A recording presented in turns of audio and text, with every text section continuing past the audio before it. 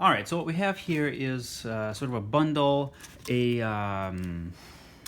new Nintendo 2DS XL with Mario Kart 7 pre-installed, hard shell carrying case for the new 2DS XL, as well as the screen protector for the new 2DS XL. The screen protector and the hard shell carrying case are made by Hyperkin. I've had good luck with that company, and obviously the console itself is made by Nintendo.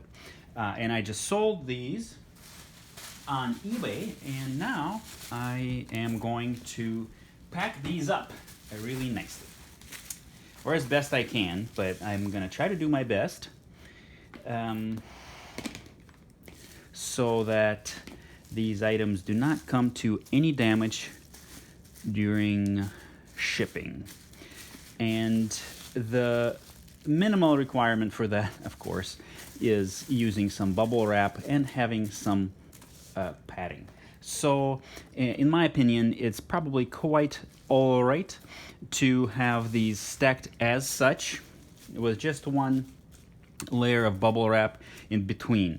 I think actually my preference will be to do this a little bit differently, and the reason for that is that, by differently I mean I flipped this. The reason for that is that I want the bubbles kind of facing in onto the hard shell carrying case. Let's see here. Yeah, onto the hard shell carrying case. Let's see, let's do it differently, like this.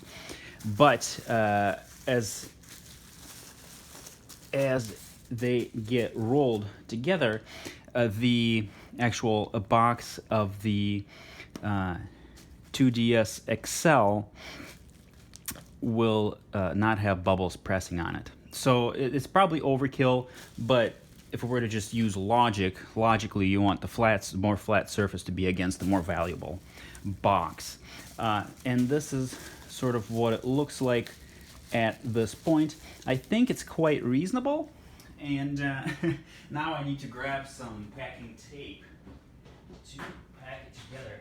And as a rule, I do not really recommend using packing tape for the interior sort of packing, but in this case I think it will be okay. And what I do is I use the minimum required, and then I also fold in one edge as such to kind of make it easier to remove it later. And so on the side here, what I'm going to do is I'm just going to fold it up as such and use a little bit of the same packing tape. The ideal tape to use for this precise purpose right here is actually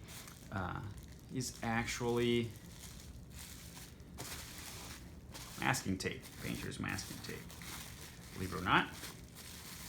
Let's see, there's a flap here. We're going to fold that flap. Actually, this is looking kind of good, but also not perfect. So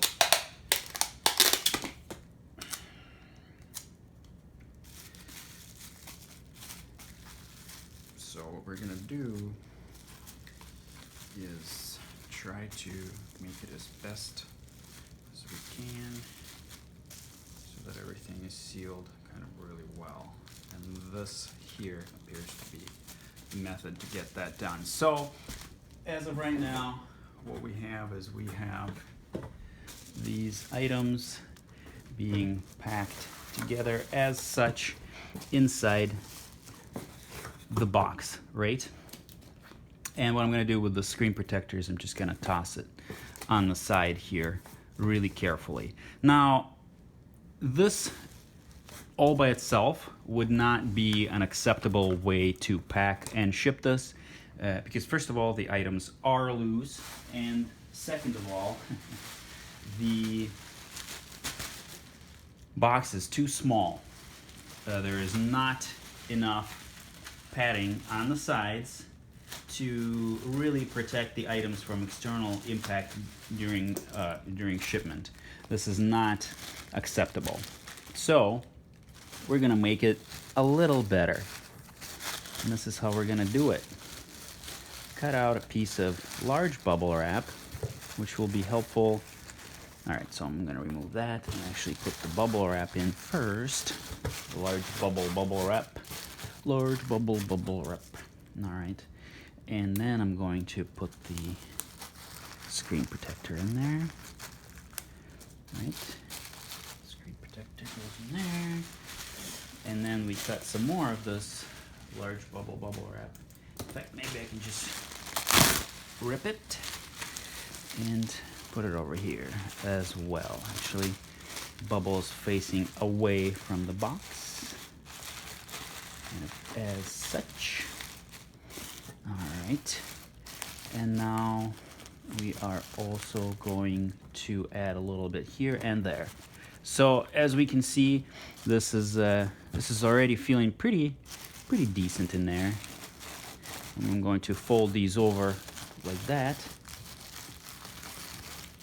to give it a little bit of extra tightness in there. So now I'm just going to add some on both sides, and I'm not sure. Let's see. This should be about wide enough. And I think having this cut into two will probably be good. So I can fold one this way. I'm not super too worried about the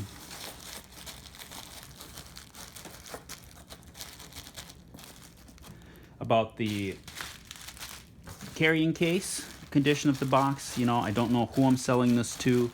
Like, they may or may not keep it. I really don't know. I don't know if there's a good reason to keep the box from the carrying case unless it's for future resale. I tend to keep everything, but I'm probably one of those people who overkeeps boxes for things. All right, so now the next step is going to be maybe to add a layer. Let's see here. So, let's see, closing this up like this. Yeah, maybe we don't really need to add any more layers of anything to this. All right, so we have this packed partway fairly well.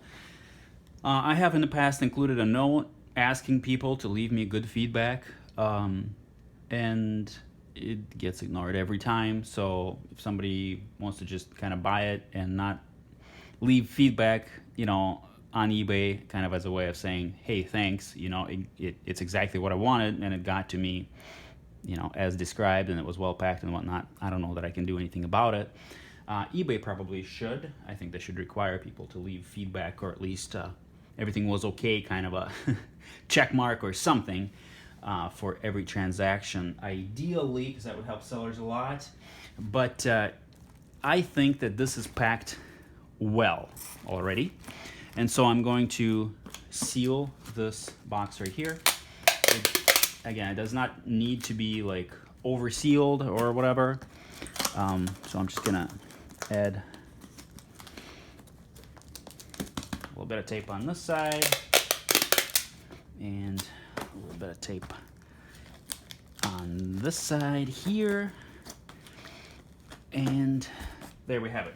However, what I am actually going to do is this is a valuable item, and I think it deserves to be double boxed for sure. So I've picked some bubble wrap here that luckily seems to fit exactly kind of the dimensions of the let's see here, the interior dimensions of the box, which I can't say that it was by design.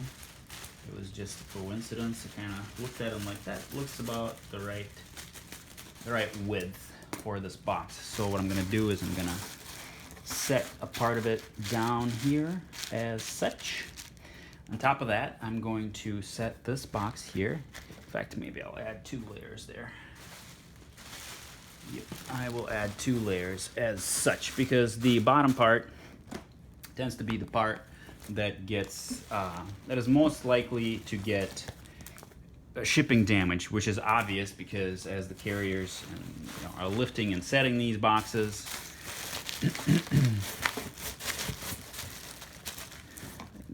most of the impact that occurs on the bottom.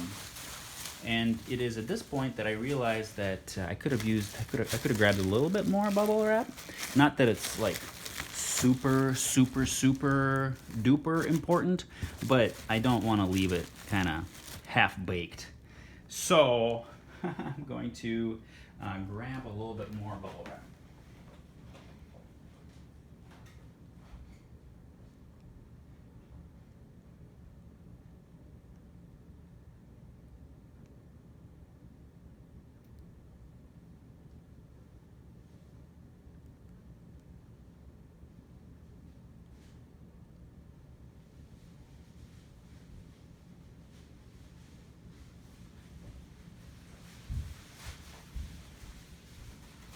Actually had some slightly different type of bubble wrap, called air cushions. And again, it does seem like it will fit fairly well with my use scenario here. And so that's what I'm going to use. Oh, it rips really well, that's cool. All right, so it's double boxed. I think I could use a little more on this side here, and luckily we have a chunk that seems like it was made for this. So we're gonna put that in here.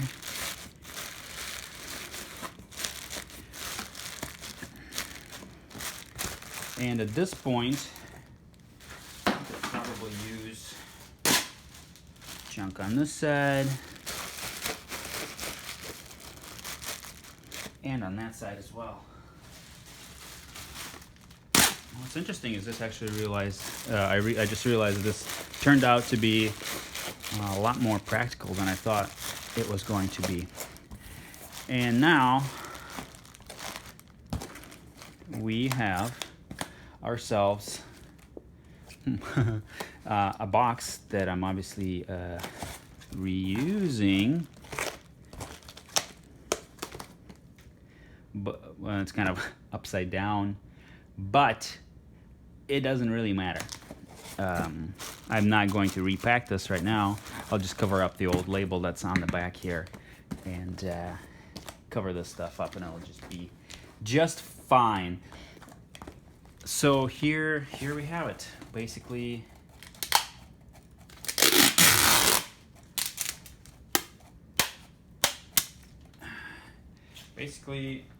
this is the method that I would recommend as a method for packing anything that has any kind of a collectible value, and double boxing an item like this is basically the only way to more or less 100% ensure that no matter what kind of damage happens to the exterior box, unless it's severe, unless a freaking truck runs over it, whatever it is that's packed inside is going to stay safe.